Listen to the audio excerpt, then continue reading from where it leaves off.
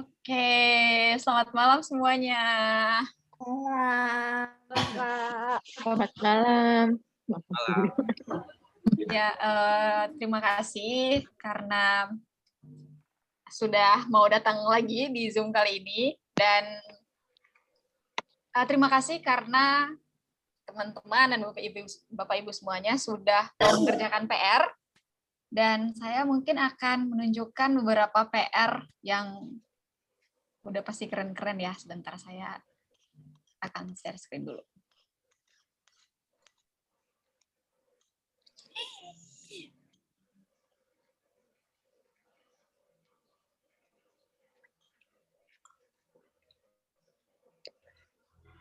Kelihatan screen saya? Oke. Ya, jadi ini ada dari Kak Zahra yang ada H&M, udah gitu ada Green Beauty. Ini PR yang greenwashing ya. Udah gitu ada Green Beauty Garnier. Udah gitu ada juga dari Ades. Udah gitu yang Sprite ini yang paling kelihatan sih, jernih botolnya, gampang daur ulangnya. Udah gitu Unilever siap kelola sampah di Bantar Gebang jadi sumber energi, ini punya Bikini. Kemudian ada Greenwash, yang katanya tuh kalau si setelah air cuciannya itu bisa dikasih buat tanaman dan aman untuk tanah. Udah gitu ada dari Danone. Terus kemudian plastik oksium, banyak yang plastik ya, no plastic waste, dari Telobag. Udah gitu ada Rinso. Kemudian yang niat banget ada Mbak Dian yang udah membedah si pertanyaan kritis. Kemudian ada Unilever dari Yuda. Kemudian ada ya Garnier juga, dan dari Aqua ya yang paling sering kita lihat. Oke, sekarang kita ada berapa peserta? Mungkin kita langsung foto grup dulu kali ya. Saya stop share. Stop share. Oke, mungkin boleh dibuka kameranya. Mumpung masih segar-segar. Karima boleh tolong bantu? Oke, bentar ya. Oke. Aku Yang ada di rumah, ayo buka kameranya.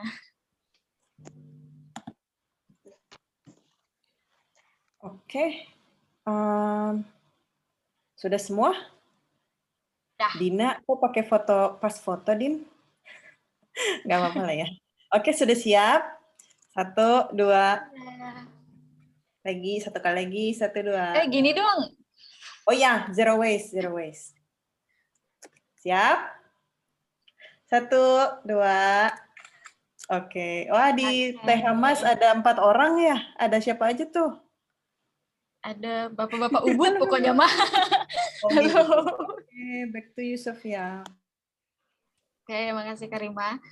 Dan sekarang kita akan langsung dibagi dalam breakout room, dan kita akan diskusi beberapa pertanyaan selama 10 menit, lalu kita kembali ke main group untuk mempresentasikan, dan setiap grup masing-masing presentasinya selama 1 menit. Sambil saya share screen, Karima mungkin langsung bagi kelompoknya. Saya share pertanyaannya ya.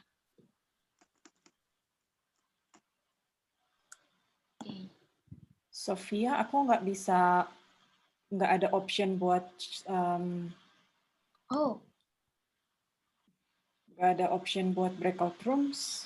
Mungkin aku harus keluar dulu kali ya. Aku jadiin kakak host aja. Iya, jadiin aku host juga. Oke. Udah. Ya.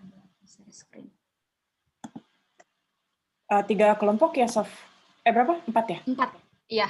Jadi ada Kamel, Sofia, Krishna, dan Ivan. Ya, jadi Bapak, Ibu, dan teman-teman, ada 4 pertanyaan yang harus kita diskusikan di dalam grup. Apa yang Anda pikirkan tentang PR dan apakah mudah? Jadi kan kita udah ngerjain PR. Kita pas ngerjain itu apa yang kita pikirin, dan menurut kita mudah nggak sih untuk menemukan greenwashing? Nah, kalau misalkan mudah, oke. Kenapa? Dan kalau misalkan sulit, kenapa? Dan kan kita dapat banyak tuh contohnya. ada beberapa greenwashing, tapi kenapa kita milih itu untuk ditulis di PR gitu. Dan pertanyaan yang terakhir, bisakah greenwashing juga berhubungan dengan sesuatu yang lebih dari sekedar produk? Seperti itu. Sambil kita menunggu, mungkin ada yang mau nanya dulu.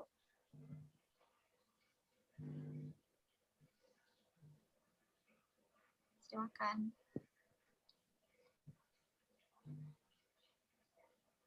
Oke, Karima masih membagi grupnya. Bapak Ibu dan teman-teman, kan kita udah sesi 1 itu kita belajar soal pemisahan sampah. Nah, ada nggak yang masih memisahkan sampah sampai sekarang? Yang kira-kira masih memisahkan sampahnya sampai sekarang gitu. Kan waktu itu kita cuma PR aja. Ibu Tini? Iya dong. Mantap. Yang lain selain Ibu Tini, ada? Aku, Kak. Aku juga, Kak. Aku sekarang berlangganan sama Urban Compost. Di Bali ada Urban Compost service gitu. Jadi nanti mereka yang ngambil sampah organik yang itu ya? Iya, terus dijadiin kompos. Sofia kok hilang tulisan join-nya? Aduh, maaf. Gimana tadi ya? Aduh, bingung aku. Siapa yang hilang tulisan join-nya? Bintang ya? Zahra. Oh, Zahra. Wait.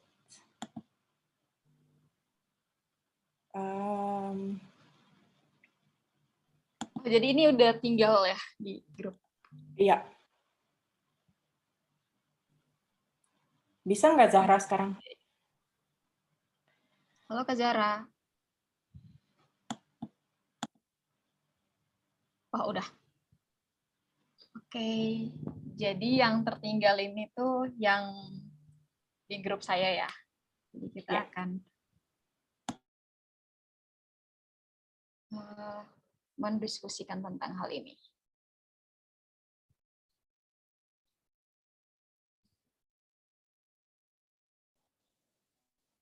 Aku kok kembali masih di sini ya. Tadi aku udah tekan.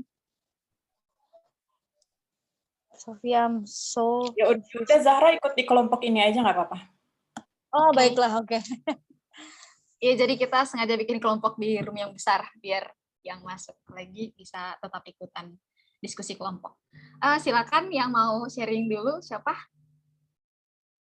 Aku duluan boleh ya? Oke, silakan Kak. Thank you. Kalau dari aku, sorry pertanyaannya. Oke, yang pertama, mudah atau enggak ya, karena balik lagi seperti yang kemarin di pertanyaan kritis, kayak gampang banget, mereka ini kan mostly kan perusahaan besar ya, mereka pinter gitu marketingnya, jadi agak susah untuk nyari yang beneran green sama yang greenwashing gitu, agak sulit. Kemudian mengapa memilih contoh itu dan bisakah greenwashing juga berhubungan dengan sesuatu yang lebih dari sekedar produk? Ya, aku milih contoh itu karena contoh kayak produk minuman, makanan atau kayak sehari-hari kayaknya udah banyak ya. Nah, terus aku berpikir selain itu sampah itu kan juga nggak cuman itu, tapi juga termasuk baju ya. Aku juga mungkin termasuk orang yang suka nyampah juga gitu soal baju, apalagi terutama fast fashion ya. Kayak itu industri yang sangat besar di dunia dan impact sampahnya juga besar. Kalau selain produk maksudnya mungkin services ya, bisa banget sih. Terutama yang gampang ya, ini yang sesuai dengan industri pekerjaan aku. Banyak gitu hotel-hotel yang bilang, oh kami eco hotels. What does it mean? Nggak ada yang bisa jamin artinya apa. Padahal mereka di dalamnya masih pakai, memang sih masih pakai produk-produk juga, tapi it's part of their service. Mereka bilangnya green, padahal enggak, and that is greenwashing juga, in my opinion. Terima kasih. Oke, jadi servisnya ya, jadi mereka ngasih tahu ke orang-orang kalau ya kami udah melakukan ini, padahal sebenarnya enggak. Oke, makasih Kak Zara. Yang lain? Aku boleh, Sofi. Silakan siapa? Anita. Oh iya Mbak, silakan. Oke ya. Jadi tuh untuk ngenalin tuh kalau menurutku agak susahnya salah satunya tuh karena memang mungkin kita nggak terlalu ngikutin ya perusahaan apa lagi punya program apa, terus apa nggak seheboh ini loh apa kalau gosip artis gitu kan sampai kepo segala macam. Nah kalau misalkan program perusahaan, misalkan apa ya tadi Garnier gitu, kita nggak benar-benar ngikutin gitu. Ini perusahaan beneran sebaik ini gitu. Terus satu lagi, kalau aku mungkin karena terlalu berpikir positif ya. Jadi menilainya, oh ya udah berarti dia punya apa memang punya niat baik gitu untuk melakukan perubahan. Itu sih Sofi. Jadi kadang tuh suka nggak ngeh ini tuh beneran greenwashing ya gitu. Jadi mereka beneran, maksudnya mereka sengaja atau mereka benar-benar nggak tahu gitu? Betul. Jadi kita tuh mikirnya ini orang baik ya sudahlah ya gitu. Oke. Kemudian ini yang mengapa milih contoh itu? Yang Mbak kan milih plastik ya? Plastik Alfamart. Kenapa milih itu? Betul. Dan bisakah greenwashing juga berhubungan dengan sesuatu yang lebih dari sekedar produk? Iya, jadi itu yang paling deket sih di kepikirannya cuma itu doang, Sofia. Jadi terus jarang belanja juga kan. Kebetulan suka nemu di jalan gitu plastik itu gitu. Terus tahu tentang OXO juga sebelumnya. Jadi aku pilih ngangkat itu, jawab pertanyaan PR dengan kasus itu. Karena sering lihat ya. Betul. Oke. Ini yang terakhir. Kira-kira kalau udah belum kepikiran mungkin kita lanjut dulu ke yang lain kali ya. Halo Mbak Nita. Oke, mungkin kita lanjut dulu ya. Silakan siapa dulu?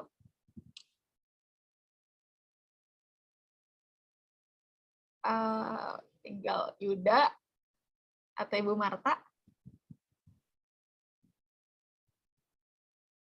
Soalnya kita 5 menit lagi.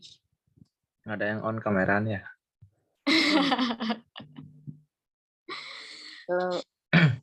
Kalau saya agak sulit juga mencari perusahaan yang greenwashing. Kebetulan saya pilih Aqua karena banyak sekali di tempat saya menemukan sampah itu.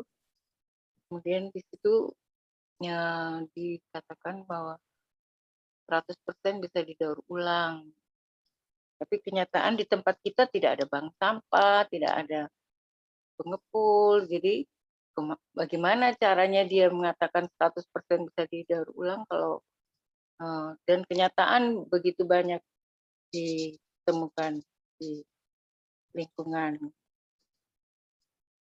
Kemudian ini Bu. Bisakah greenwashing juga berhubungan dengan sesuatu yang lebih dari sekedar produk?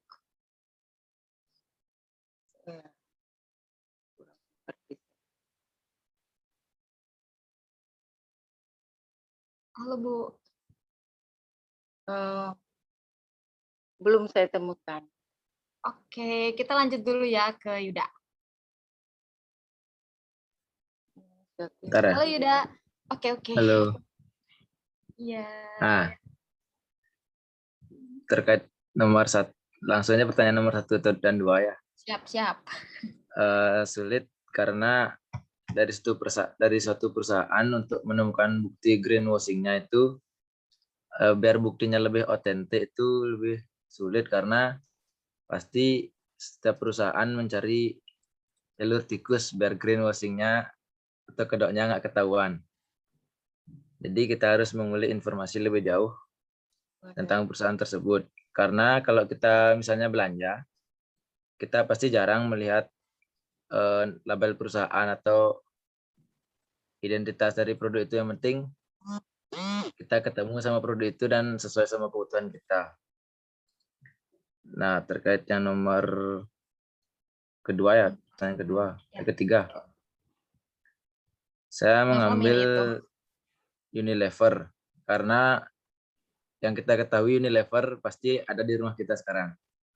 Pasti produk-produk Unilever tuh banyak, dari yang produk-produk rumah tangga, makanan pasti ada Unilever. Yang lebih umum lah.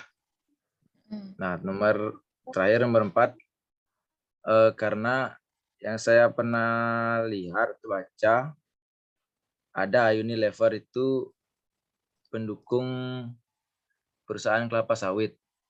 Jadi dia seakan-akan membuat solusi, padahal solusi itu hanya kedok agar dia tetap aman dan kepercayaan tetap ada pada Unilever.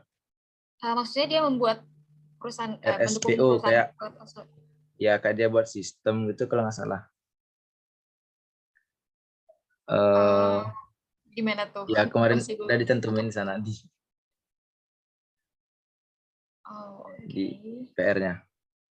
Itu Sofia maksudnya si Unilever itu dia mendukung pertanian kelapa sawit berkelanjutan gitu. Nah, Jadi ya. namanya pesannya, wah dia sudah lebih hijau padahal sebenarnya dia masih nyampah plastik juga gitu. Ya, gitu maksudnya Karima. Makasih Karima. Oke, makasih Karima dan Nida. Yang belum di sini ada Pak Yasa dan Pak Gede Sortika, silakan.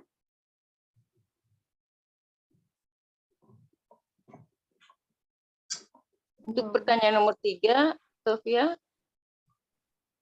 saya menemukan Aqua itu dulu pernah dikatakan bahwa dengan membeli Aqua itu kita membantu pengadaan air untuk NTT. Jadi, ya. Mungkin itu berhubungan sama yang 4 ya. Berarti mereka dengan seperti verbal gitu ya, kasih tahu nggak produknya, tapi mereka juga melakukan sesuatu untuk daerah itu, ternyata enggak. Itu iklan yang beta sonde itu ya? Beta sonde. Beta. Iya.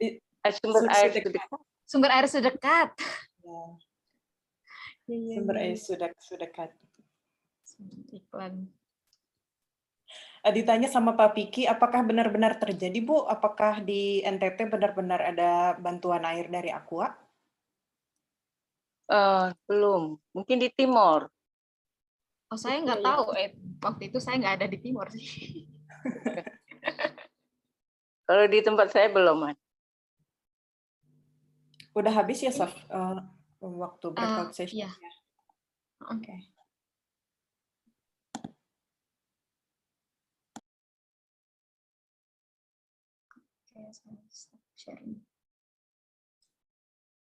Terima kasih. Yang lainnya sebelum teman-teman kita datang.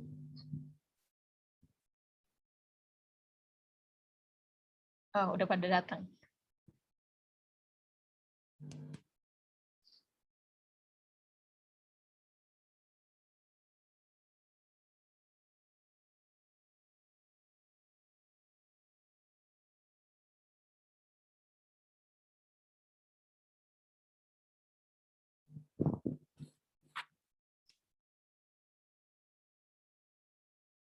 Yang lain belum ya, Kak? Ya, dalam mungkin 30 detik kali.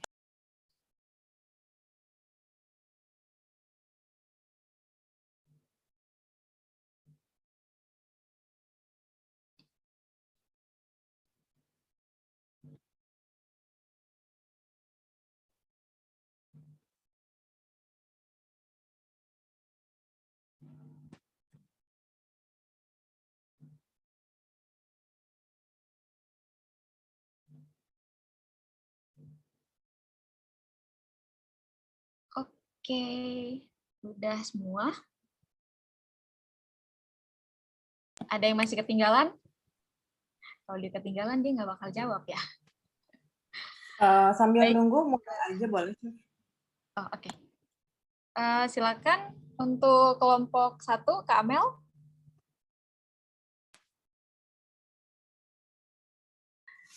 Dari kelompok 1 yang mau presentasi Om Apel.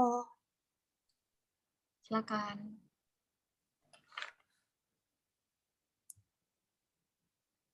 Satu menit ya Pak. Oke, saya coba gini ya, dari kesimpulan yang tadi dari teman-teman. Intinya dalam isu greenwashing ini gini sangat menarik sekali dari pertanyaan yang pertama. Jadi kalau dibilang mudah sih mudah, kalau dibilang sulit ya agak sulit untuk menentukan mana produk yang memang betul-betul bagian dari greenwashing dan yang lain sebagainya. Jadi sangat menarik. Jadi di sini adalah kita belajarnya bisa lebih banyak tentang mengenal produk dari greenwashing, dari polluter-polluter yang ada sekarang. Nah, seperti itu. Jadi dari contoh-contoh yang teman-teman lakukan, jadi mereka sepertinya saya lihat sudah mulai memahami dari produk-produk yang mereka pilih. Jadi antara tadi ada sampai ketemu tuh dari beberapa polluter yang disampaikan. Jadi itu bagian dari greenwashing. Nah, apakah ini sekedar produk? Kayaknya sih untuk menarik pelanggan aja biar produknya. Jadi dari polluter ini sudah mempelajari secara visual bagaimana caranya untuk menarik pelanggan dan menjual produknya menjadi ya yang termasuk di greenwashing ini. Jadi di belakang itu memang mereka itu ingin menjual lebih banyak saja produknya seperti itu. Itu yang saya tangkap dari teman-teman tadi. Tapi ini sangat menarik sekali untuk konsep greenwashing yang mereka miliki. Terima kasih.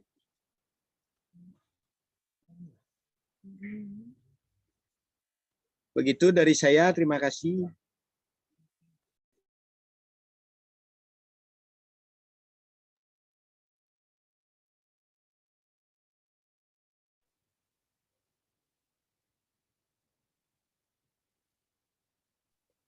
Sofia mute.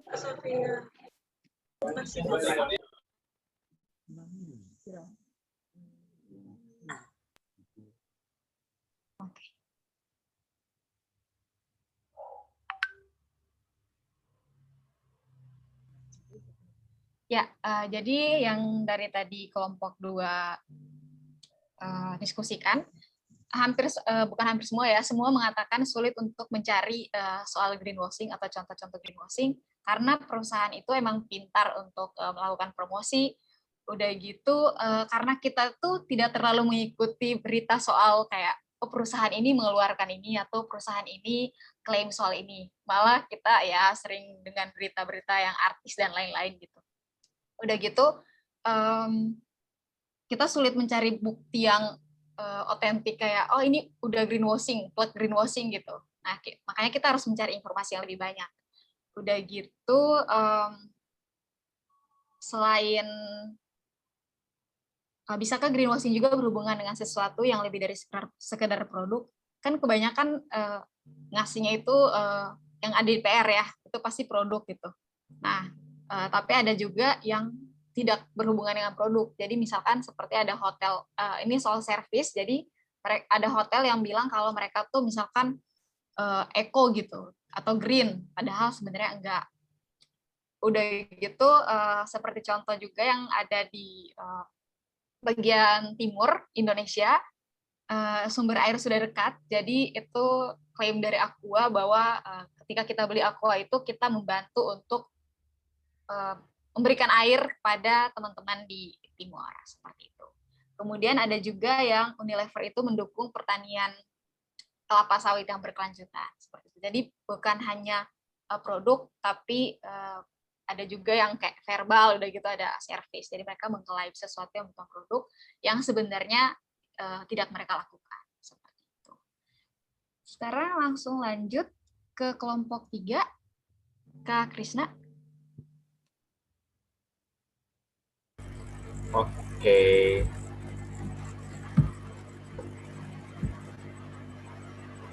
Oke, kesimpulan singkat dari teman-teman di kelompok 3 tadi.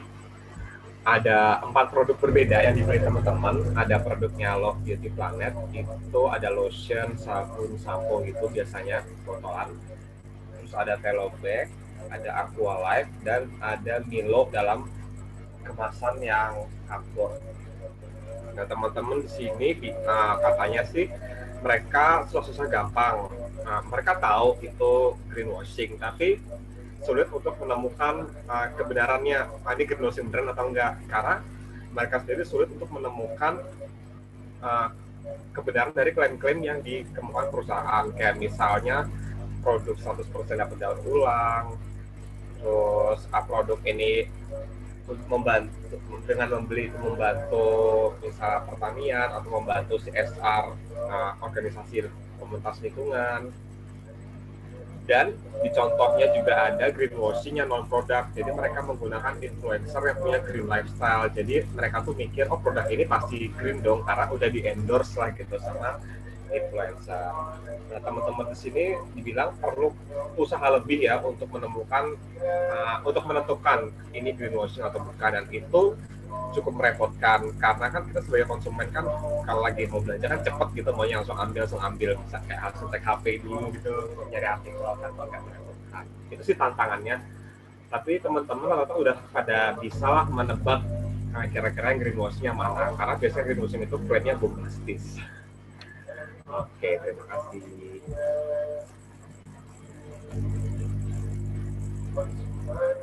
Oke, terima kasih Kak Krisna. Lanjut, Ivan.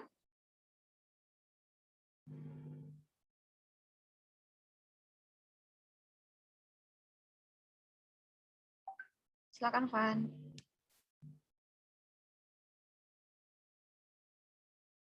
Oke, udah masuk ya? Udah. Oke, jadi kesimpulan dari Decathlon kelompok 4 itu tuh kita tuh sebenarnya ada yang susah membedakan greenwashing itu karena perbedaannya tipis. Jadi misalnya kayak Unilever sama Axiom gitu, jadi banyak eco-pack. Jadi kayak setelah kita ada yang research juga kan tentang eco-pack gitu, ternyata belum ada research yang lebih lanjut masalah eco-pack itu. Terus juga ada yang bilang mudah, itu karena kayak dari Bapak Made tadi bilang katanya sudah banyak membaca dan kayak sudah terjun di lapangan banyak lah ya gitu. Terus untuk produk-produknya sendiri itu kita ada Danone, Unilever sama Axiom. Nah kalau Danone itu botol aqua yang katanya bisa didaur ulang itu katanya pembodohan, dan kayak belum sepenuhnya semua botol Danone itu bisa di recycle gitu. Nah, terus untuk Unilever juga banyak bank sampah yang didukung oleh Unilever, dan kampanye itu jangan takut untuk menggunakan sampah plastik, dan sebenarnya itu kan salah, dimana kita harus untuk bisa mengurangi sampah plastik itu. Terus juga ada yang dari Axiom, itu karena Delika Dian itu katanya familiar tentang pengganti plastik. Nah, terus untuk yang jawaban terakhir, itu yang namanya produsen itu pasti tentang bisnis ya, jadi kalau Unilever kerjasama dengan toko membuat recall center gitu, tapi kan masih terbatas, belum menyebar luas di Indonesia gitu. Lalu untuk yang terakhir dari Pak Made itu katanya memang bisa kayak ada pembodohan gitu dari produsen terhadap konsumen supaya kita itu lebih banyak lebih banyak membeli produk-produk dari produsen itu. Mungkin itu sih dari breakout room kita. Terima kasih.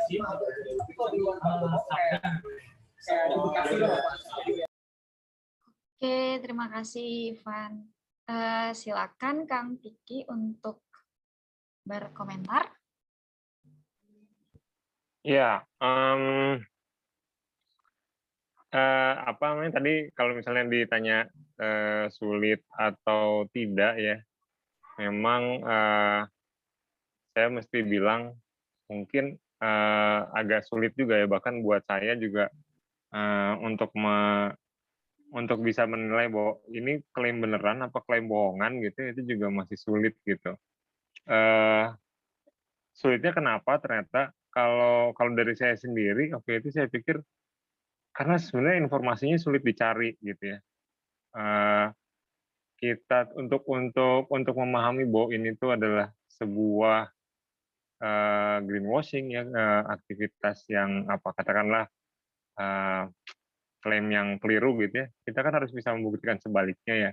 Dan itu informasinya memang tidak gampang diterima. Katakanlah misalnya Aqua gitu ya.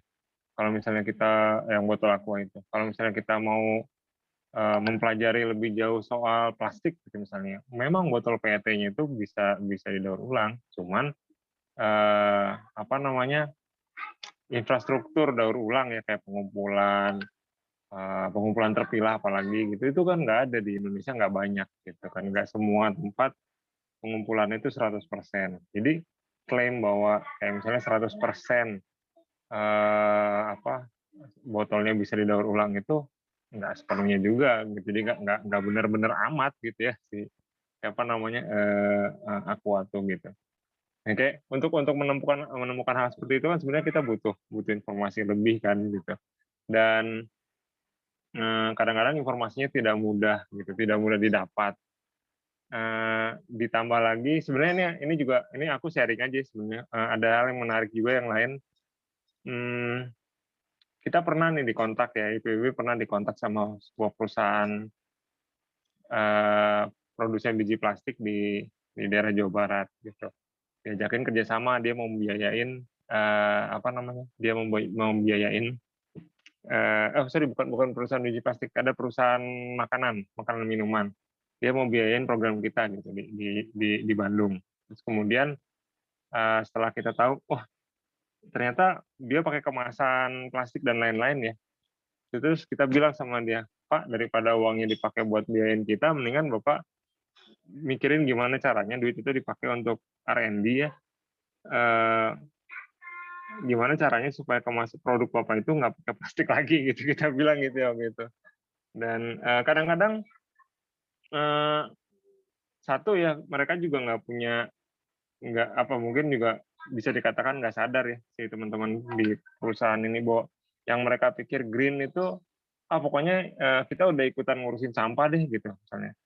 Masalah produk saya masih ada sampahnya itu sesuatu yang nggak bisa dihindari gitu misalnya kayak gitu. Padahal dia sendiri juga bisa nyetop kok gitu, bisa mengurangi gitu kan. Jadi bisa berawal dari situ benar-benar nggak tahu gitu, benar-benar berangkat dari ketidaktahuan.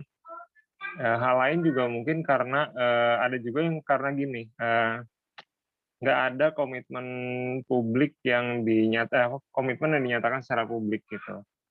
Bisa jadi ya ini hal lain ya. Bisa jadi apa yang mereka lakukan saat ini kayak tadi kasus hotel ya misalnya.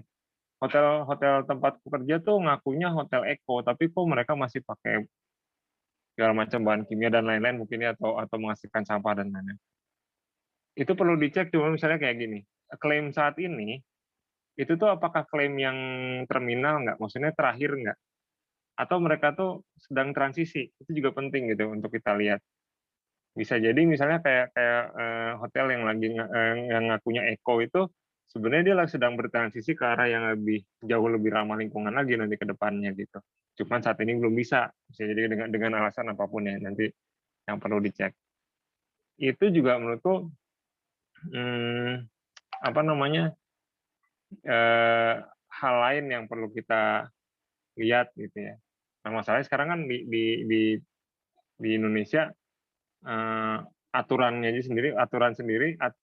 sendiri ya baru keluar tahun kemarin nggak usah ada namanya peta jalan pengurangan plastik dari KLHK gitu dan perusahaan diminta untuk comply sama peta jalan itu. Tapi di peta jalannya pun sebenarnya nggak banyak nggak terlalu banyak peta jalan dari KLHK itu kurang ambisius lah. Kita dari LSM melihatnya kurang ambisius gitu. Jadi ada banyak istilahnya solusi-solusi palsunya. Jadi besok teman-teman akan belajar tentang solusi palsu ya minggu depan. Gitu. Jadi ada banyak solusi-solusi palsunya kayak misalnya gunakanlah plastik ramah lingkungan gitu. Plastik ramah lingkungan kalau misalnya yang kayak gimana itu plastik ramah lingkungan gitu kan nggak terlalu jelas. Jadi hal seperti itu. Jadi ya barusan tadi malam saya ngobrol sama Kadri juga di sini soal apakah benar yang namanya greenwashing itu sebuah klaim yang objektif atau cuma pikiran kita doang.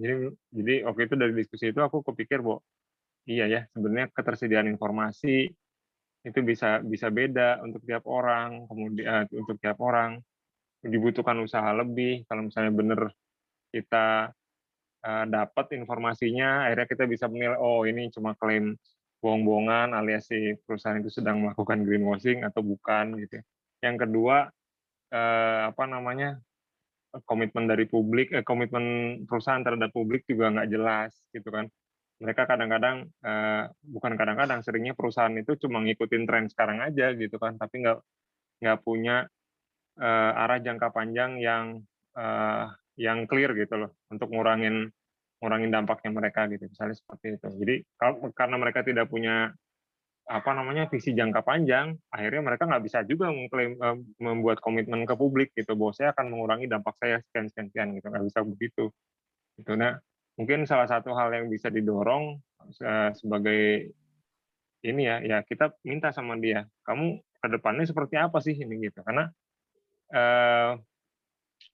pasti kondisi yang sekarang tuh bukan kondisi yang kemudian stuck begitu selamanya. Bisa jadi suatu saat perusahaan-perusahaan yang melakukan greenwashing ini juga katakanlah tobat gitu ya. Dia itu mereka mengubah cara mereka apa namanya? Cara mereka bekerja gitu ya. Contoh lain misalnya di kayak Unilever sekarang kayaknya lagi nyoba tuh mereka untuk berubah dari sistem penjualan yang pakai kemasan ke non kemasan. Walaupun misalnya skalanya masih sangat kecil, tapi mungkin itu jalannya mereka ya. Itu kita nggak tahu gitu. Kedepannya seperti apa. Lagi-lagi yang jadi masalah adalah karena mereka nggak punya komitmen publik untuk bilangin gitu, untuk ngomong gitu. Hal seperti itu. Bahkan yang udah punya komitmen publik pun kadang-kadang suka ngebohong gitu kan dalam tanda kutip gitu, kayak gitu-gitu. Gitu Kak. Makasih Kang Piki, mungkin kita panjang. akan lebih lanjut lagi ya. Jadi sekarang yang Kadri atau Ensa atau Miko, silakan berkomentar. Yes, if I may to go, Piki already covered a lot, but maybe one thing is that some greenwashing is really hard to pick, but some cases are really easy to understand. And in those cases, what we should also focus is how to explain them to others, because others still might think them they're a good solution. So we're also here practicing how to argument and how to explain it. Why is it the bad solution? You may translate. Iya, jadi memang dalam menilai apakah satu produk ini greenwashing atau tidak, itu sebagian memang agak susah, tapi sebagian lagi itu gampang.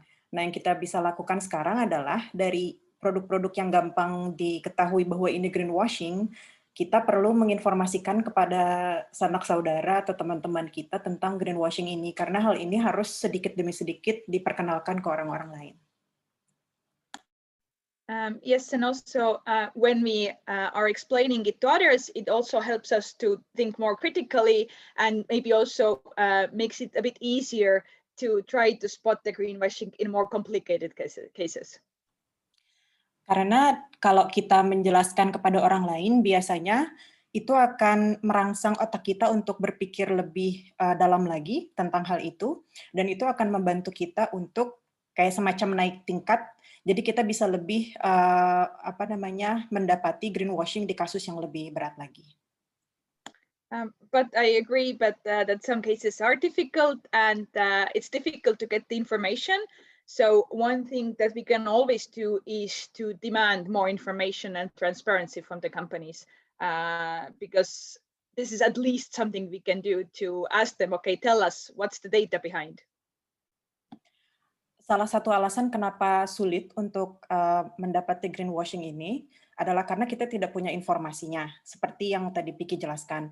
Nah, yang bisa kita lakukan adalah kita bertanya kepada perusahaan tersebut. Jadi kalau misalnya kita kebetulan ada kesempatan untuk ngobrol, biasanya nih kayak Aqua gitu kan, suka ada masuk ke talk show gitu kan, representatifnya. Nah, kita boleh tanya sama mereka maksudnya itu apa gitu. Jadi kita sebagai publik, sebagai warga negara meminta hak kita untuk mengetahui klaim mereka ini tuh berdasarkan apa kayak gitu. Yeah, all from me. Maybe Enzo wants to comment.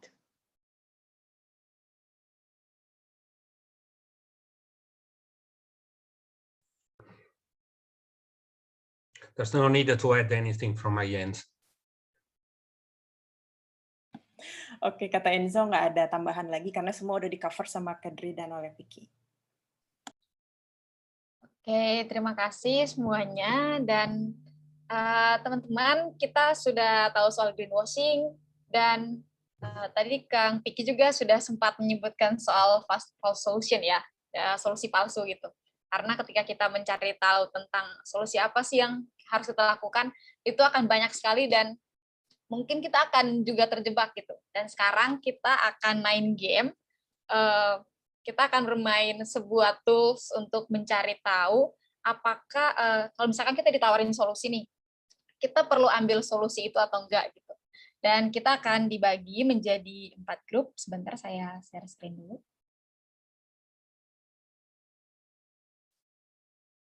Ya, kita akan dibagi menjadi 4 grup. Grup yang pertama itu akan membahas soal program refill Trust Hero. Grup yang kedua akan membahas soal insinerator.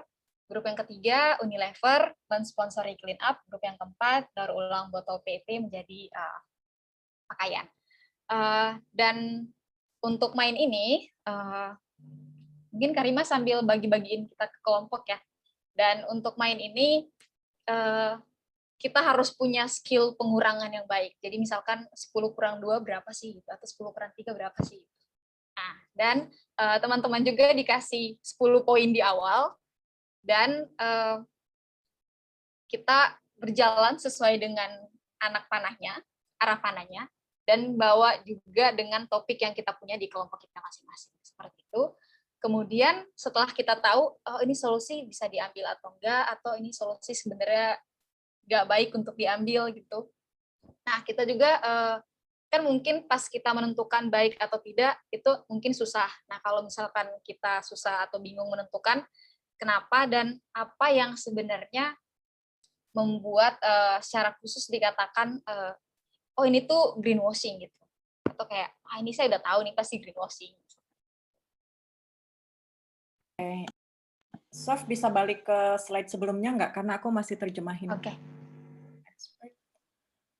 Oke, aku akan bagi sekarang ya.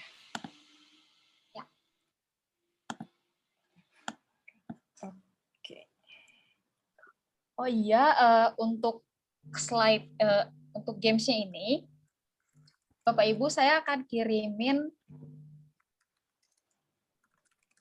linknya di chat ya, jadi Bapak Ibu bisa sekalian lihat juga. Langsung diklik aja.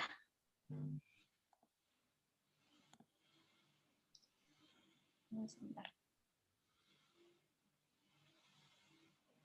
Grupnya masih sama main tadi ya? Ya. Bapak Ibu bisa klik di chat juga.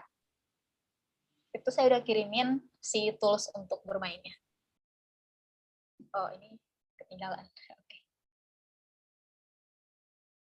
Udah pada buka link yang saya kirim di chat?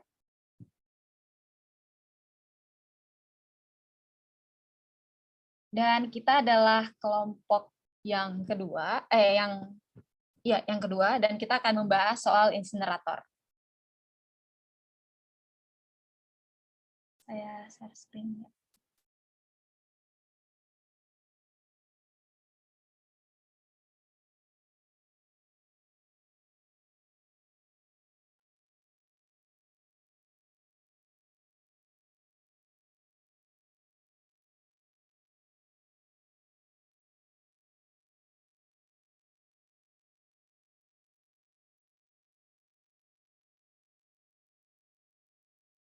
Bapak Ibu bisa kelihatan?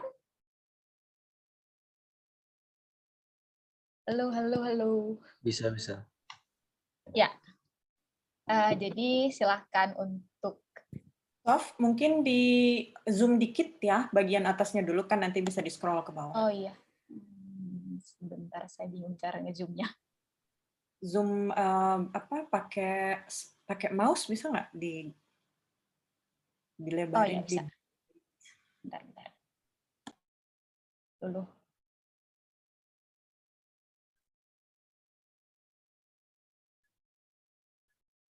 Nah, bentar ya. Oke. Sudah kelihatan? Nah, silakan ya Bapak Ibu dan teman-teman langsung diskusi aja. Kita topiknya insinerator. Jadi kita dikasih solusi insinerator dan Bapak Ibu boleh main ini dengan topik tadi. Silakan. Mungkin coba pilih pemimpinnya dulu ya. Siapa yang mau jadi pemimpin? Yuda kali, Yuda mau? Yuda mau memimpin permainan. Ayo Yuda. Ayo Yuda atau Kak Anita mungkin boleh juga. Ya Kak Anita aja. Ayo mulai. Ayo yuk. Atau coba Sofia contohin aja dulu untuk yang step pertamanya, Sof. Oke, jadi kita mulai di sini dengan 10 poin. Kita punya 10 poin ya, teman-teman. Dan kan tadi topik yang kita punya adalah insinerator. Apakah ada, untuk pertanyaan pertama kan kita jalannya lewat sini ya. Apakah ada dampak negatif untuk lingkungan?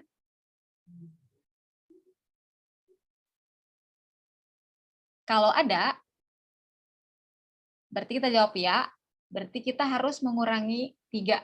Jadi 10 kurang 3. Kita punya poin tinggal 7. Gitu. Kalau tidak, berarti kita poinnya tetap 10. Terus kita lanjut ke anak panah yang berikutnya. Kira-kira kalau menurut teman-teman nih, si insinerator ini punya dampak negatif untuk lingkungan nggak? Kira-kira, menurut teman-teman. Halo. Ada Kak, ada. Menurut saya sih ada sih. Oke, Gimana lanjutkan yang lain? Yuda. Lanjut. Berarti apa tuh abis itu? Apakah ada dampak negatif? Dampak negatif untuk sosial. Nah, coba soft di scroll ke page kedua. Jadi dampak sosial itu apa sih? Mungkin kita kan nggak kan beda-beda ya pikirannya ya. Sorry, bukan scroll, geser ke kanan. Sebentar.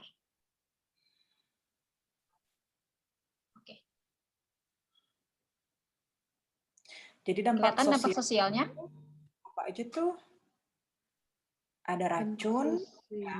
Terus ada misalnya air jadi susah dapat karena tercemar. Ngeblur ya. Perlakuan tidak adil terhadap pekerja, mencemari tanah atau sumber air yang digunakan untuk pertanian. Ya. Ada berarti.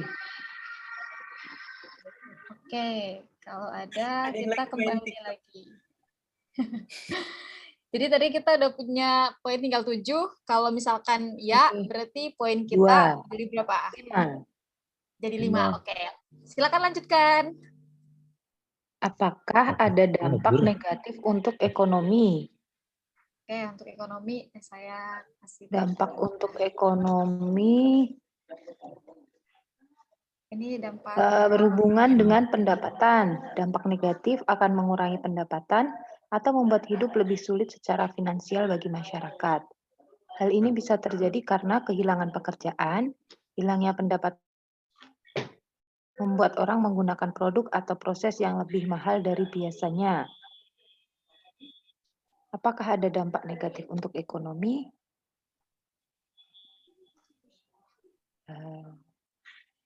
Ada ya, kalau misal sudah tercemar bisa kena ekonominya juga. Yang lain gimana? Ini terjadi karena pekerjaan, hilang pendapatan dan pariwisata, membuat orang menggunakan produk atau proses yang lebih mahal dari biasanya. Jika ada dampak ekonomi negatif.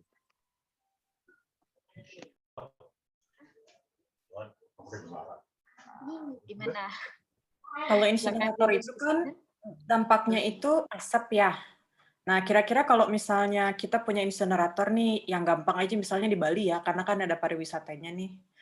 Terus kita punya insinerator, terus bayangin aja kira-kira insineratornya itu akan seperti apa, asapnya seperti apa, itu ngaruh nggak misalkan ke pariwisata?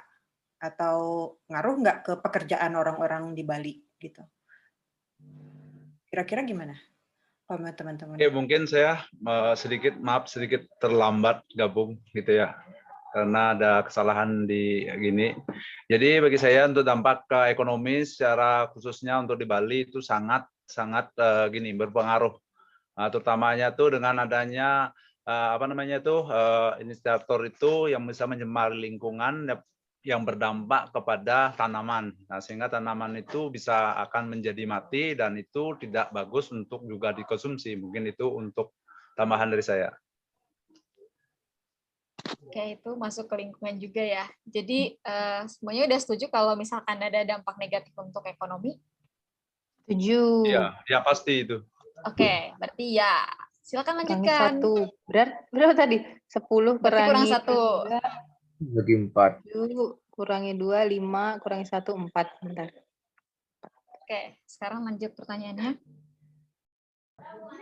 Apakah dapat mengurangi sampah? Insinerator, apakah dapat mengurangi sampah? Bagi saya sih tidak ya. Malahan dia itu merusak lingkungan gitu. Jadi belum bisa dikatakan mengurangi sampah, tetapi dia lebih berdampak kepada perusakan terhadap lingkungan gitu. Mungkin itu pendapat saya. Ayo.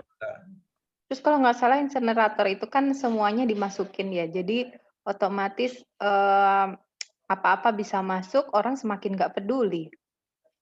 Produksi dengan semakin banyak orang akan nambah juga konsumsi. Manusia juga akan nambah, produksi sampah, konsumsinya naik, produksinya juga akan naik. Jadi akhirnya insinerator tidak mengurangi sampah, justru butuh sampah banyak kan. Ya pada intinya ketika ada insinerator itu kita mempunyai pola pikir yang udah ada yang solusi yaitu insinerator. Jadi ya udah kita buat aja sampah. Jadi pengurangan itu nggak bisa berjalan di sana gitu. Itu mungkin bagi saya. Oke, berarti silakan lanjutkan. Apakah dapat mengurangi sampah? Tidak, -2. Tadi berapa? 4 ya? Jadi 2. Jadi 2 sekarang. Tinggal 2. Nilainya tinggal 2. Lanjutkan. Apakah merusak upaya lain untuk mengurangi sampah? Iya. Yang mana itu? Kan jawabnya tidak. Iya. Diketut. Terus arahnya ke apakah merusak upaya lain untuk mengurangi sampah? Yang mana? Apakah dapat? Apakah merusak upaya lain untuk mengurangi sampah? Tanda panahnya kan tidak tadi ya, tidak mengurangi sampah. Nah, apakah merusak upaya lain untuk mengurangi sampah? Iya, merusak mengurangi sampah. Iya, tadi hubungannya sama jawaban kita tadi ya, Bli. Iya, karena dia tuh mengurangi merusak itu semakin upaya kita lain konsumsi, ya, merasa baik-baik saja. Berarti apa jawabannya tadi? Apakah merusak? Ya, -2. Habis dong. Iya, -2 jadi 0 dah itu. Oke. Udah 0 kan berarti dia masuknya ke sini ya. Ya. Ini. Apakah lebih baik dari sistem lokal yang biasa digunakan di daerahmu? Tidak ah. Apakah lebih baik daripada sistem tidak itu? Tidak. Kalau tidak berarti kita lanjut ke yang ini. Apa? Berarti insinerator adalah solusi yang tidak dapat diterima. Cari alternatif lain atau kembali melakukan pemisahan sampah. Oke. Setuju. Ya. Udah, jadi semua setuju ya kalau misalkan insinerator itu solusi yang tidak dapat diterima dan kita harus cari alternatif lain untuk melakukan pemisahan sampah. Seperti itu. Ya. Dan silakan untuk didiskusikan. Dari tadi apakah ada yang bingung untuk menentukan dan mengapa kalau misalkan bingung? Dan apa yang secara khusus membuat insinerator itu greenwashing gitu? Silakan. Dimulai dari siapa? Oke, diskusinya itu apakah kalian bingung untuk menentukan mengapa? Tidak bingung, tidak begitu bingung. Nah, terus yang kedua, apakah yang secara khusus membuat menjadi greenwashing? Ya. Karena seakan-akan saya insinerator menjadi solusi, padahal tidak. Tidak, Seperti itu tidak ya, solusi. Itu greenwashing dia. Berarti dia itu ya, memberikan nilai begini positif-positif, padahal setelah kita mencoba untuk menjawab dari pertanyaan-pertanyaan, dia cenderung ke tidak. Jadi cenderung ke greenwashing dia. ya. Ya, katanya sumber energi terbarukan tadi. Terus ngabisin sampah karena dibakar. Itu termasuk greenwashing-nya ya? Dia Bisa bilang disebutin mengurangi ulang? sampah. Gimana, Sof? Bisa disebutin ulang biar saya nyatet. Iya, jadi Oke, bisa digininya screen-nya giniin. Nah, saya bilangin nanti itu. Ini. Screen lagi, Sof. Oh, okay. Saya screen lagi sekali. Berapa menit lagi nih? Untuk 4 diskusinya? menit. Kita 4 menit lagi. 4 menit ya? Oke. Oke.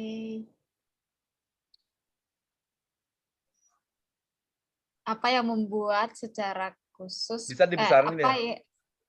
Apa yang secara khusus membuatnya menjadi greenwashing?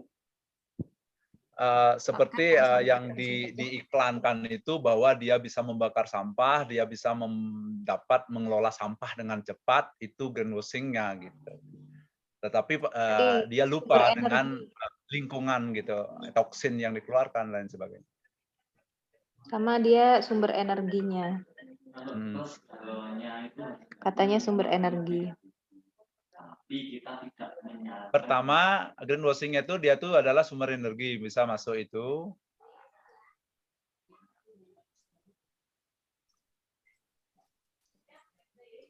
Sumber energi. Sumber energi.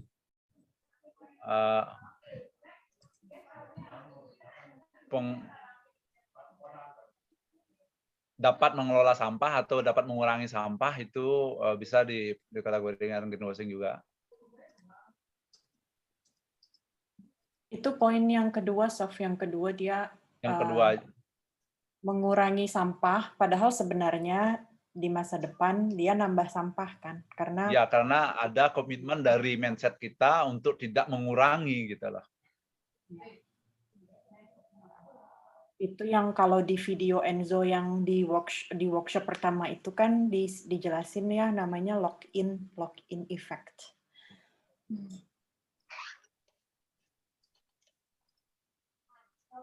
Ada lagi nggak? Yang lain? Apa tadi pertanyaan yang pertama, Sof, susah atau enggak? Katanya enggak susah, Sof. Tadi mereka jawabnya enggak susah. Kenapa enggak susah, Pak Ketut? Kenapa enggak susah? Oke, kenapa tidak susah? Karena ketika secara real kita lihat itu adalah pencemaran. Itu aja yang menjadi mata kita sudah bisa merusak lingkungan gitu. Itu sudah greenwashing gitu. Itu ininya. Jadi karena secara langsung dengar ya tentang itu ya, iya. Sudah sering dengar informasinya. Oke.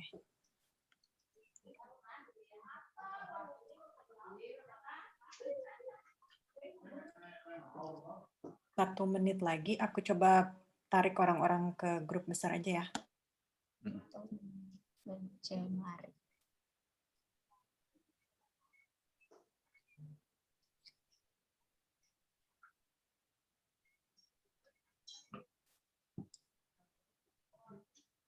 Ada lagi yang mau ditambahkan? Ininya terlalu kecil ya, ininya screen-nya tuh.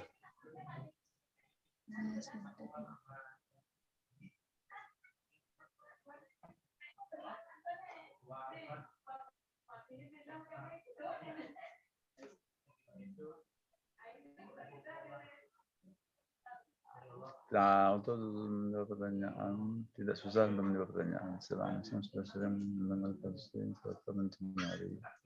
mencemari lingkungan gitu.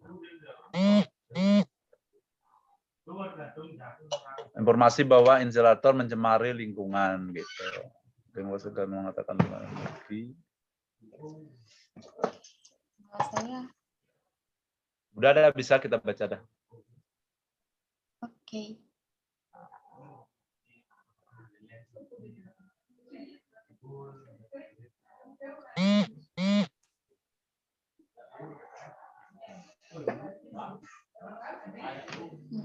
pada pulang orang-orangnya.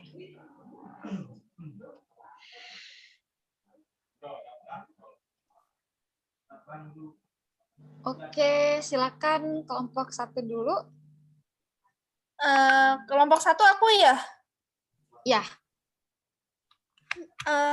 Aku bisa share screen. Bentar ya.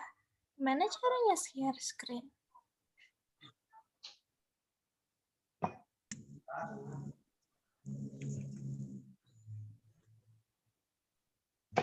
Nah, jadi tadi kita kan kelompok 1 bahas tentang refill botol Trasiro. Nah, jadi kalau menurut kita yang main-mainan itu, tadi kita ada di posisi 9,5. Karena kita ada kayak rancu gitu loh untuk menentukan kayak yang di solusi ekonominya. Jadi kan kita kadang nggak 100%, kadang kita suka lupa gitu, misalnya minum terus aus di jalan nggak ada refill terus kita beli aqua, atau buat pedagangnya juga. Jadi kita di posisi 9,5. Dan menurut dari kelompok 1, refill ini tuh bukan greenwashing ya, jelas. Dan dengan makin banyaknya restoran atau bisnis lokal yang bisa bergabung, jadi makin baik untuk mengurangi sampah. Jadi nggak usah beli air minum kemasan.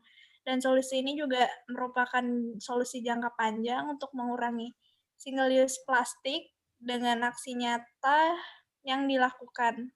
Jadi untuk refill water, menurut kami ini merupakan solusi peralihan yang nyata untuk mengurangi penggunaan single use plastik. Itu aja dari kelompok 1. Terima kasih Kamel. Terima kasih.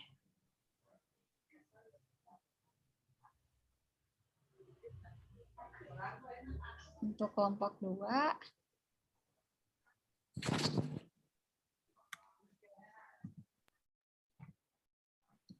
Di kelompok 2 tadi kita sudah diskusi dan tidak susah untuk menjawab pertanyaan soal insinerator itu apakah dapat diterima atau tidak. Karena ketika kita memulai permainan itu, insinerator berakhirnya itu kita tidak bisa menerima solusi itu. Dan tidak susah untuk menjawab pertanyaannya karena secara langsung dan kita sudah sering mendengar informasi bahwa insinerator ini mencemari gitu.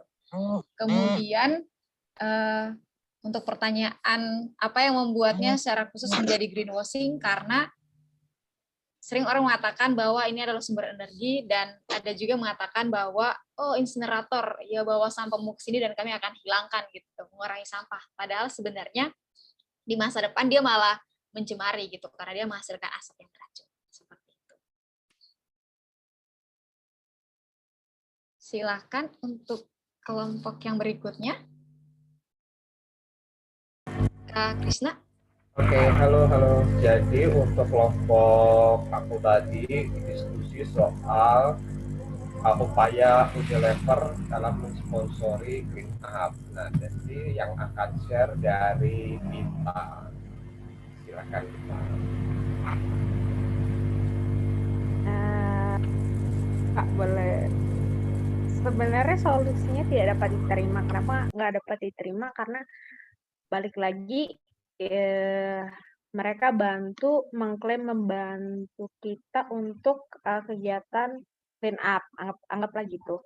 Tapi kegiatan clean up itu bisa juga dijadiin campaign buat mereka, seolah-olah mereka numpang nama kayak pansos gitu.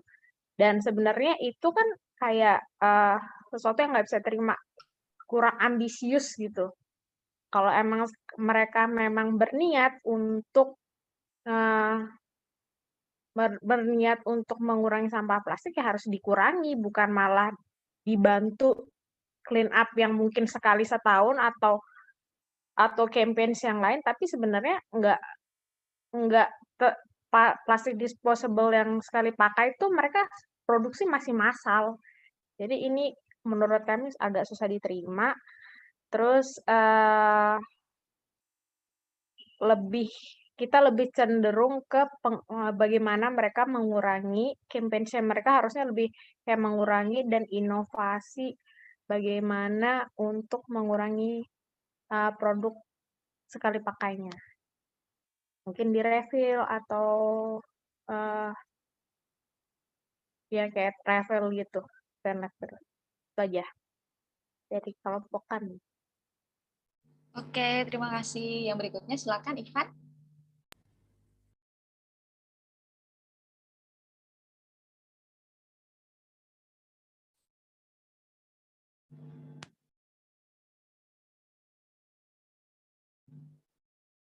Ivan. Oke, mungkin Kak Dian yang mau bantu jelasin.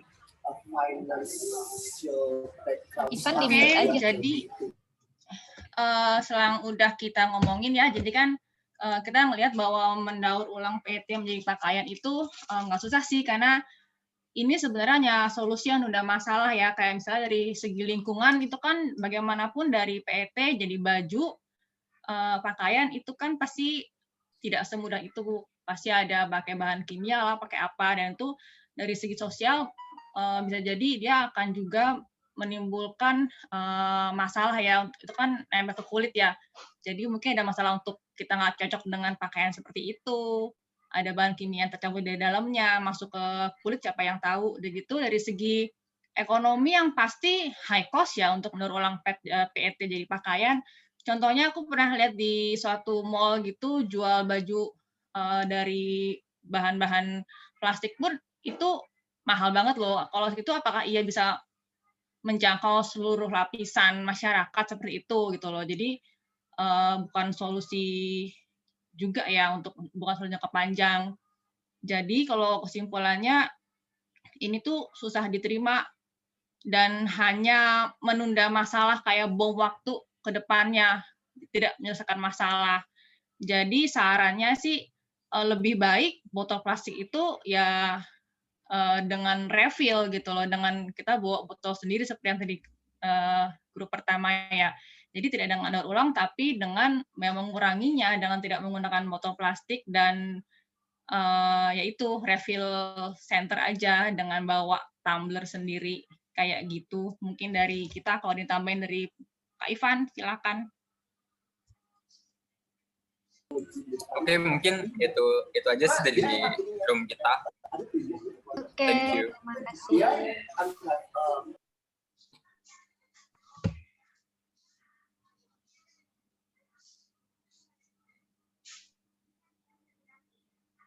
Ya, dan sebelum kita masuk ke komentar dari para expert, kita sekaligus aja saya share beberapa pertanyaan yang diberikan oleh para peserta.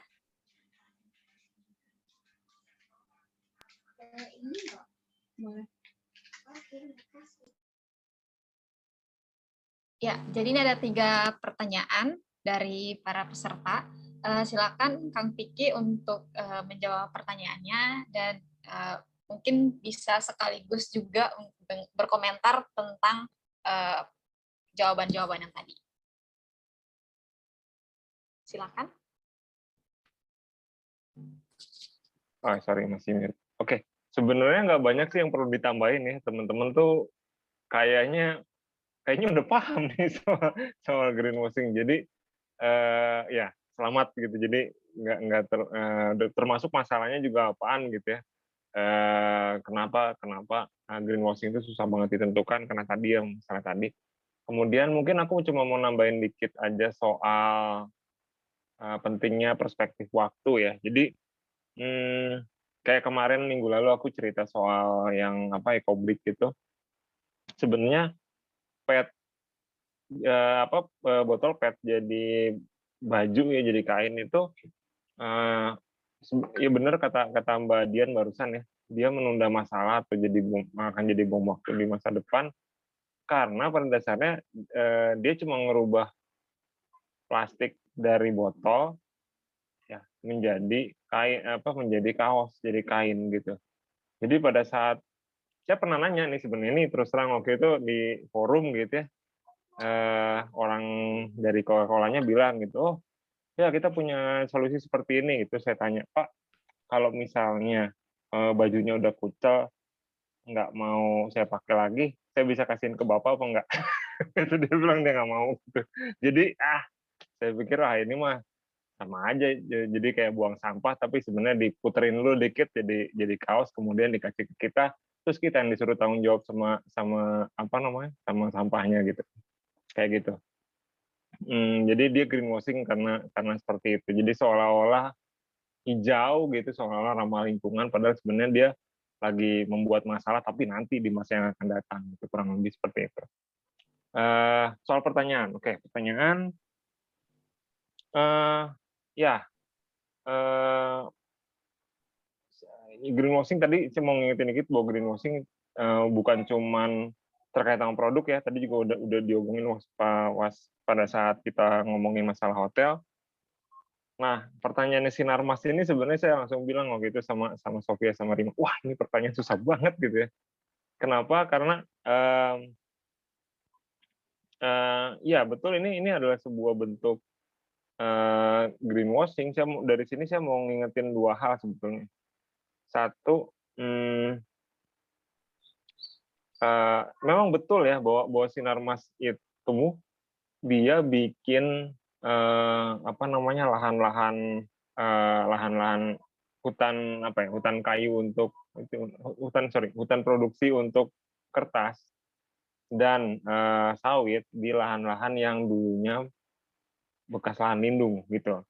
Kalau mereka bilangnya, klaim mereka itu ya kita fine kok, nggak ada masalah, kan itu lahan statusnya bukan lahan lindung gitu. Jadi secara hukum sebenarnya mereka nggak ada masalah akhirnya gitu, karena mereka nggak nyalain aturan apapun gitu ya. Tapi dan disitulah makanya sebenarnya pada saat kita ngelihat masalah greenwashing, ngelihat masalah ngelihat solusi palsu juga sama ya, yang tadi false solution itu, kita perlu ngelihat lebih jauh dari standar dan hukum gitu ya. Hutan adalah hutan, gitu misalnya katakan gitu. Hutan itu adalah kenyataan ekologis gitu, kalau aku selalu bilangnya kayak gitu. Hutan tuh adalah kenyataan ekologis. Mau statusnya dia hutan lindung atau hutan bukan lindung gitu ya, misalnya hutan wisata, ya hutan mah hutan aja gitu. Dan di situ tuh ada segala macam makhluk hidupnya gitu. Jadi ketika kamu mengganti hutan itu jadi bentuk yang lain, kalau dalam kasus ini misalnya dia jadi hutan produksi untuk kertas ya, untuk kertas, ya kamu menghilangkan habitatnya binatang gitu misalnya seperti itu. Nah, tapi kok kita jadi bingung kan kadang-kadang, kenapa ya aksinya kayak gitu, tapi kok dia didukung sama UNESCO gitu misalnya kayak gitu, atau dapat penghargaan bahkan gitu ya. Baru-baru ini juga kita juga kaget kayak misalnya salah satu perusahaan biji plastik terbesar di Indonesia, dia dapat tax holiday, jadi dia nggak perlu bayar pajak gitu kan. Terus gitu, gimana sih ini gitu kan. Jadi hati-hati teman-teman, masalah hukum, masalah politik gitu ya, itu nggak bisa benar-benar jadi standar gitu. Yang perlu kita lihat adalah kondisi realnya seperti apa sih yang terjadi gitu. Sebagai sebuah lembaga formal ya, UNESCO atau badan-badan yang lain tuh mereka akan ngasih penghargaan atau bahkan ngasih ngasih penghargaan lah ya kepada lembaga-lembaga yang mereka anggap berjasa. Tapi berjasanya ini dalam konteks nggak melanggar peraturan, misalnya di dalam nggak melanggar hukum di dalam negaranya tersebut gitu, kayak gitu. Kayak misalnya hal lain ya, kalau misalnya ngomongin masalah insinerator, ada klaim yang disebut dengan insinerator ramah lingkungan gitu ya. Sebenarnya apa yang terjadi sih sebenarnya? Kalau misalnya kita lihat komposisi abunya ya, abu yang hasil bakarannya itu, ada nggak sih logam beratnya? Ada logam beratnya, tapi dia di bawah standar gitu. sehingga dia berani klaim bahwa dia ramah lingkungan gitu kan. Jadi hal seperti itu tuh yang jadi masalah. Padahal kita tahu kalau dari sisi sains si logam berat ini akan terakumulasi. Jadi masalah terakumulasinya bisa di tanah, bisa di badan kita gitu ya.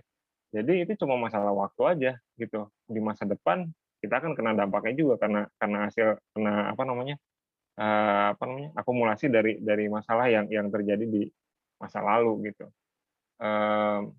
Itu baru satu jenis logam berat. Kalau misalnya ada banyak polutan, terus kemudian dia saling mempengaruhi satu sama lain dan ada apa namanya ada itu yang namanya tuh apa ya aku lupa dampak kayak dampak bareng gitu loh. Jadi dampak dari beberapa polutan kalau misalnya dia berinteraksi satu sama lain dalam tubuh tuh hasilnya bisa lebih aneh lagi yang keluar gitu kan.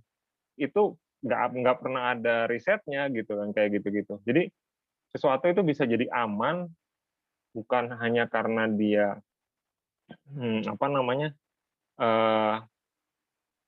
secara standar atau secara hukum nggak menyalahi aturan, tapi bisa jadi juga tidak diketahui gitu dampaknya saat ini. Sainsnya belum nyampe ke sana gitu. Jadi kita perlu hati-hati gitu ya kalau soal seperti itu. Terus kemudian ada pertanyaan kedua, ada nggak sih batas toleransi untuk greenwashing? Ya, kalau saya sendiri, karena ada beberapa perusahaan yang mendanai bank sampah. Seperti yang tadi di awal ya, tadi saya sempat bilang juga, kenapa sih perusahaan itu melakukan greenwashing? Dia tuh sadar apa nggak sih masalah kayak ginian gitu? Beberapa orang juga tadi udah bilang bahwa ini adalah greenwashing itu sebenarnya upaya marketing. Ada yang bilang gitu tadi, upaya marketing atau upaya PR buat saya. Jadi public relation sebenarnya. Jadi mereka sebenarnya bukan nggak sadar melakukan itu, gitu. Pesan yang mereka buat pun keluar tuh dibangun gitu, dibentuk, disusun. Jadi mereka nggak mungkin nggak sadar gitu ya. Ini untuk menjawab yang ketiga juga sekalian. Nah terus kemudian kalau misalnya kondisi seperti itu, ada nggak sih ada toleransi nggak gitu? Yang terjadi sebenarnya kan kayak gini teman-teman. Kalau kita katakanlah mengiyakan gitu ya. Oke deh aku ikut gitu misalnya. Karena kamu ngurusin bank sampah, aku ikut gitu misalnya. Aku bantu kamu untuk ngurusin bank sampahmu. Padahal sebenarnya yang terjadi harusnya kan misalnya ya, yang kamu harusnya lakukan kalau kamu mau serius mengurangi dampak dari aktivitasmu atau misalnya atau produk kamu gitu. Yang kamu lakukan bukan bikin bank sampah berjuta-juta kan, kenapa nggak rubah aja cara penjualannya gitu kan. Tadi Mbak Amel kalau nggak salah juga cerita masalah ngerubah jadi refill gitu misalnya seperti itu. Kenapa nggak rubah aja jadi refill gitu kan, kayak gitu. Yang jadi masalah sekali lagi ketika kita mengiyakan, kita dianggap setuju gitu loh dengan itu. Jadi di titik ini kalau saya pribadi cenderung melihat ini kayak hitam putih antara kalau kita iya, artinya kita akan dalam tanda petik mendukung mereka, tapi kita punya kesempatan loh sebenarnya. Kayak tadi saya cerita masalah di IPB, pada saat kita ditawarin tuh kita bisa bilang sama mereka, ini ya solusi yang kamu lakukan sekarang, itu sebenarnya nggak tepat gitu. Lebih baik kamu bla bla bla segala macam. Kita bisa jadi punya kesempatan untuk ngasih tahu mereka gitu. Kayak gitu. Bisa dengan cara ngasih tahu atau misalnya seperti saya tadi yang saya cerita masalah ke Coca-Cola itu ya, Pak terus kalau misalnya kaosnya rusak saya kasihin Bapak lagi gimana? Nggak mau dia. Kan artinya orang udah mulai sadar juga bahwa bahwa hal seperti itu perlu dipikirin gitu loh. Dia harus tanggung jawab sama sampahnya, intinya itu kan gitu. Nah terus kemudian ya pertanyaan ketiga kayaknya udah kejawab deh. Jadi apakah dia benar-benar nggak tahu tentang greenwashing atau gimana? Menurut saya dia pasti tahu gitu. Yang jadi masalah adalah yang sulit dibedakan adalah kamu tuh sedang ngebohongin kita atau kamu nggak sadar gitu. Pertanyaannya seperti itu. Kamu tuh lagi ngebohongin kita dengan bilang bahwa insinerator itu ramah lingkungan, atau kamu benar-benar nggak tahu apa yang kamu katakan gitu kan sebenarnya. Kamu nggak kamu nggak belajar dulu sainsnya misalnya ya. kamu nggak mempelajari kondisinya seperti terlebih dahulu gitu, terus kamu asal ngomong aja begitu. Ya kalau kayak gitu, artinya apa ya, kredibilitas perusahaannya juga kan dipertanyakan akhirnya gitu kan. Kayak gitu. Jadi biasanya yang kita lakukan kalau misalnya sebagai NGO ya, yang dilakukan adalah membantah klaimnya mereka bahwa ini bagus tuh, gini loh datanya, yang terbaru kayak gini. Kayak misalnya, wah bisa nih botol kita akan dibuat dari 100% botol daur ulang, botol PET daur ulang. Pak, infrastruktur pengumpulan sampahnya aja nggak ada Pak gitu. Gimana caranya Pak? Kayak gitu kan. Secara global di dunia, misalnya kemarin tadi malam itu bilang secara keseluruhan di dunia PET botol PET ya plastik itu yang didaur ulang itu cuma 15% gitu. Gimana mungkin dia punya klaim 100%? Antara dia tuh nggak tahu sama kenyataan itu ya, atau dia sedang ngebohongin kita gitu loh. Yang jadi sulitnya juga di situ. Jadi bantah dulu, kasih faktanya, kita lihat reaksinya berikutnya bagaimana gitu. Kalau dia tetap ngeyel begitu, ya berarti kita tahu dia lagi ngebohongin kita. Gitu. Makasih, Sofia. Oke, makasih yang Piki. Karima, expert yang lain silakan untuk menambahkan dan berkomentar.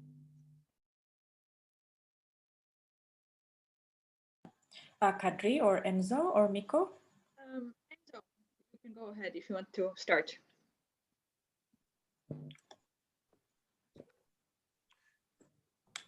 When I raise my palm, you may translate, okay? No, basically, I would say that most of the cases were easy to tackle because, yeah, we know that the refill is good, we know incineration is bad. Ya, jadi dari hasil diskusi tadi memang akhirnya jadi mudah karena kita sudah tahu informasi di balik topik-topik itu gitu. Misalkan untuk refill station kita udah tahu manfaatnya.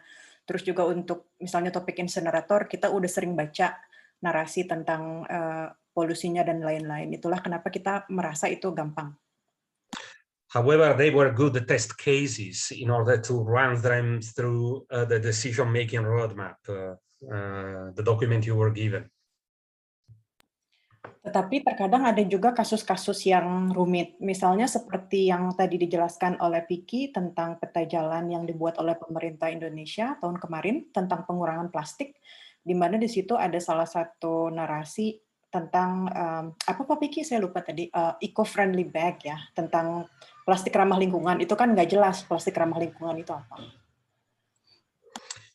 Some of the cases may be a little bit more nuanced, and this typically applies to downcycling. Downcycling is basically bad, but sometimes it may give us some transitional solutions to prevent more harm.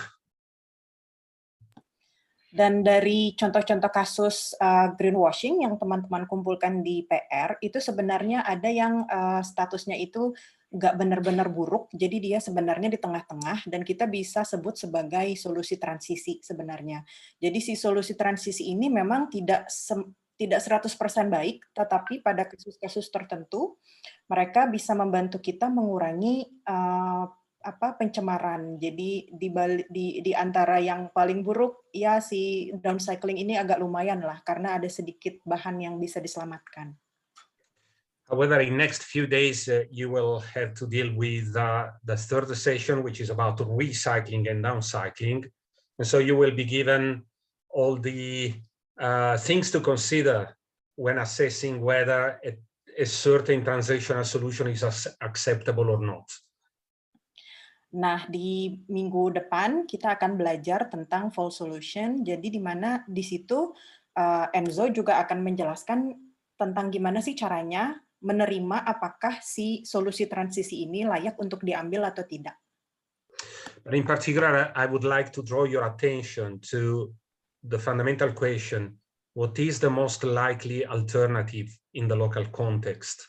Because if it is open fires, so it's better to have downcycling, you know.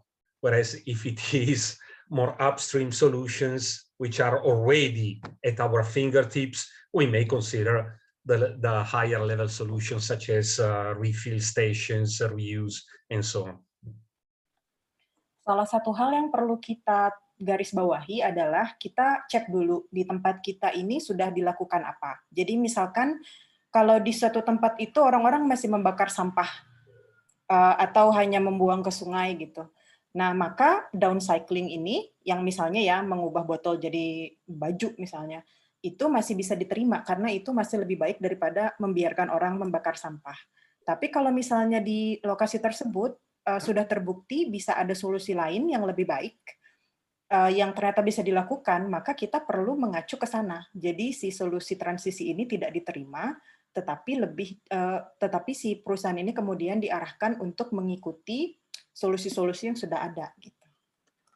And the second important question is whether the given solution prevents a more long-lasting final solution which addresses our overarching goals of reducing waste and transitioning to reuse. Yang pasti yang harus digarisbawahi juga adalah jangan sampai penggunaan solusi transisi ini mengganggu pencapaian visi secara keseluruhan, yaitu mengurangi. Jadi sambil menunggu si visi itu tercapai, kita boleh menggunakan solusi-solusi transisi tadi, tetapi kita tetap perlu ingat bahwa ini tuh hanya sementara aja dan bukan solusi yang sebenarnya. Which leads me to the fact that incineration is never a good solution. It's never acceptable because it causes what we call the lock-in. It's the issue of the stranded assets. They have invested in such technologies and then they need to have a repayment, a payback of the capital expenditures. And so they need waste. They need waste to be produced. So it prevents better solutions which address reduction and reuse. Untuk kasus insinerator, kalau tadi kan kita bahas downcycling yang ada sedikit nilai positifnya lah dibandingkan membakar sampah.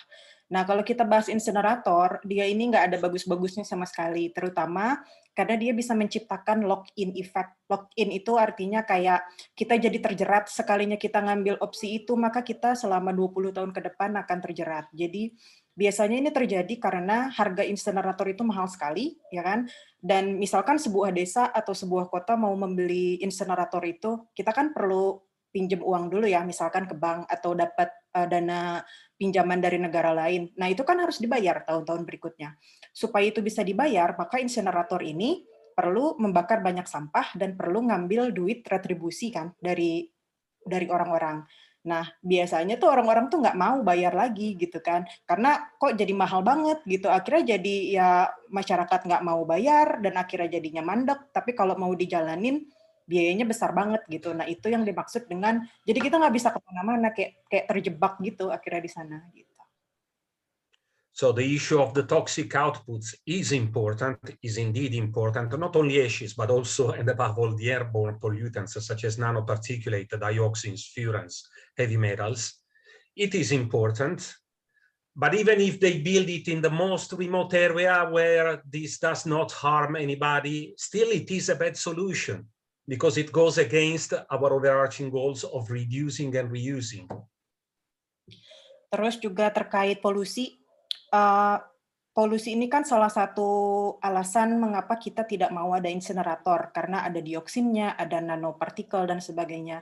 Terus kemudian biasanya orang bilang, enggak kok ini aman, karena ini dipasang di satu tempat yang jauh dari permukiman, jadi kalian nggak akan dapat asapnya.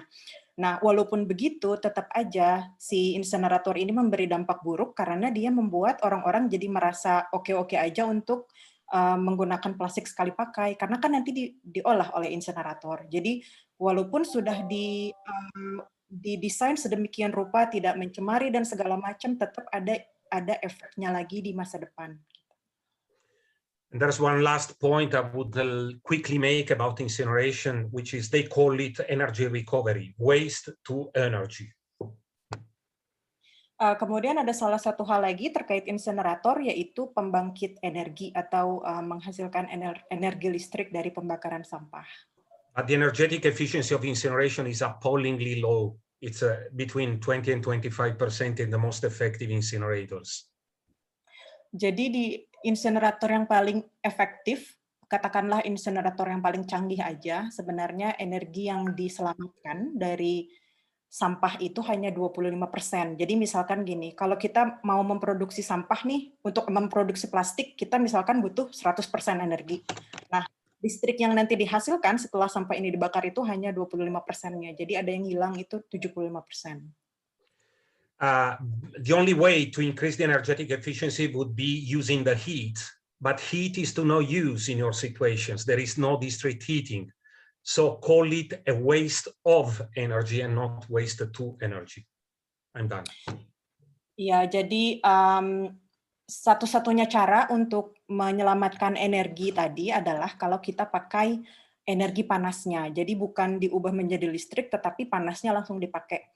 Tetapi sayangnya di negara kita atau di negara-negara berkembang lainnya itu tidak ada sistem pengantaran panas. Jadi ya panas ini akhirnya nggak bisa dipakai. Jadi tidak ada energi panas yang bisa kita manfaatkan, ya ujung-ujungnya sama aja bohong. Thanks. We are out of time, but can I comment still? Okay, just very briefly to say that greenwashing may already seem very easy for you to detect, but this tool actually gives us a way to argue better and ask these tricky questions also from companies, municipalities, communities. So take it as a tool how to argue better and how to explain why greenwashing is what it is. Oke, mungkin di luar dari tool ini, maksudnya alat ini yang tadi teman-teman pakai untuk bermain game itu, mungkin kita sebenarnya udah bisa nebak dari awal ya, bahwa ini adalah greenwashing, ini adalah bukan, ini bagus, ini nggak terlalu bagus.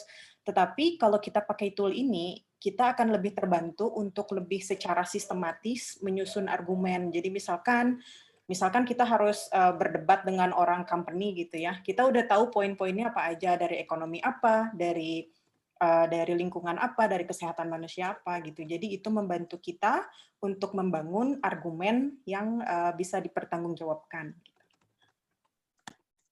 Yes, all for me. It's always good to practice the argumentation. So practice on. Ya, akan selalu bagus kalau kita terus-menerus melatih diri kita untuk menciptakan argumen yang bagus. Jadi ya kita harus sering berlatih. Oke, Saf? Ya, terima kasih. Kita udah sampai ujung, tapi tadi Beliftut angkat tangan, boleh silakan kalau misalkan mau komentar atau bertanya, sebentar aja ya, karena kita udah lebih dari waktunya. Oke. Silakan Beliftut. Oke, terima kasih banyak. Thank you so much. Really, ini topiknya yang sangat luar biasa. Saya sangat senang sekali karena deal inilah yang sering kita hadapi dalam melakukan komunikasi dengan perusahaan-perusahaan yang mengakui greenwashing itu gitu. Nah, ada dua pertanyaan saya. Apakah EcoBrick itu termasuk greenwashing? Terus yang kedua, apa sih solusi kita untuk sampah hari ini gitu loh? Itu kan sudah ada sampahnya, tetapi kita kan memang melakukan pengurangan dan pengurangan. Tapi solusi sampah hari ini apa yang real yang bisa kita lakukan untuk bisa kita tuh tidak mencemari lingkungan gitu. Terima kasih. Silakan mungkin jawaban yang singkat juga dari Kang Piki atau Kenzo atau Kadri. Ya, mungkin dia kalau saya mungkin akan menggolongkan itu jadi sebuah solusi palsu ya, false solution gitu sih EcoBrick tadi. Greenwashing itu spesifik sebenarnya, dia tujuannya adalah untuk meningkatkan citra perusahaan, meningkatkan citranya produk gitu, lebih ke arah sana dan tujuannya lebih ke profit sebenarnya. Tapi kalau inovasi seperti EcoBrick itu saya lebih melihatnya sebagai solusi palsu ya. Kenapa dia palsu? Karena sama seperti tadi yang dijelaskan juga sama Mbak. Tadi ini sebuah bom waktu gitu, ketika dia dipotong kecil-kecil, kemarin saya udah jelasin, dipotong kecil-kecil, masuk ke dalam botol, kemudian dia jadi tembok, begitu temboknya runtuh, misalnya rusak, kita tersisalah si botol dan plastik kecil-kecil itu. Plastik kecil-kecil itu yang udah terpotong kecil-kecil itu pasti akan lebih sulit didaur ulang kan, karena kalau supaya bisa didaur ulang, plastiknya harus sejenis gitu loh. Harus dikumpulkan dengan plastik yang sejenis. Lalu gimana solusi dengan sampah yang hari ini?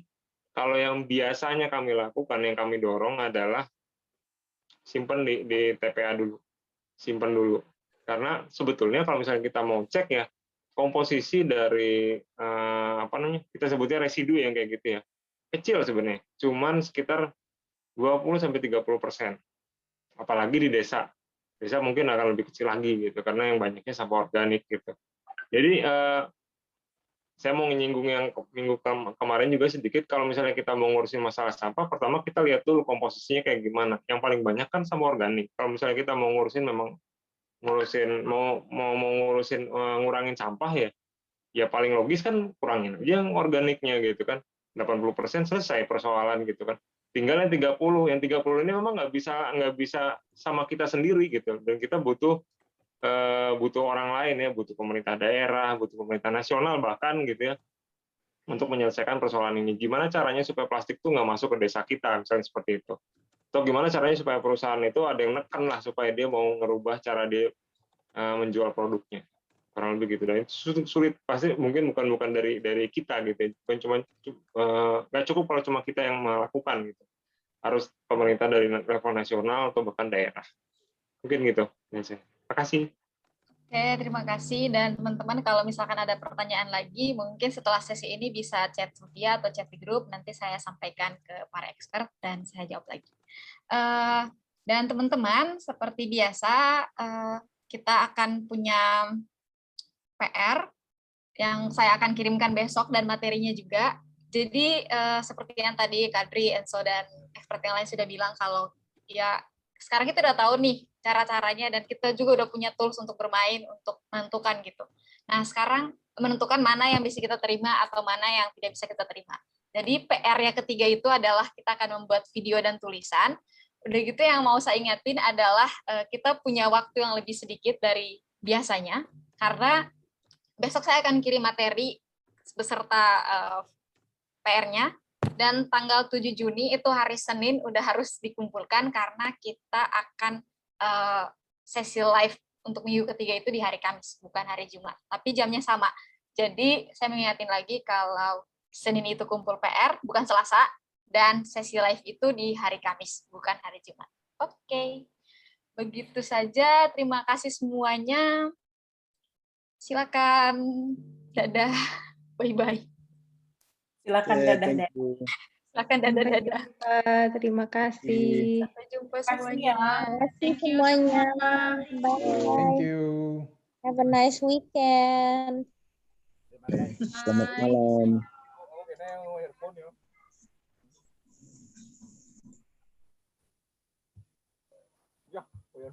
Terima kasih semuanya. Ya. Ikut ini. Dadah Bapak-bapak selesai ya. Ya, ya. Assalamualaikum. Ada Bapak Paul.